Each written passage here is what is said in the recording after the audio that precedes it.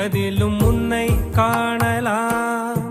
பசி என்று தன் முன் வந்து கையேந்தி கேட்கும் போது தன் உணவை தந்தால் கூட உன்னை காணலாம். உன்னை காண பல கோடி இங்கு வாரி இறைக்கிறார்கள். எளிதாக உன்னை சேர இங்கு யாரு நினைக்கிறார்கள். அலங்காரம் அதில் நீ இல்லை, அகங்கார மனதில் இல்லை. துளி கள்ளம் கபடம் கலந்திடாத அன்பில் இருக்கிறாய். உணர்ந்தேன் உனையே உனையே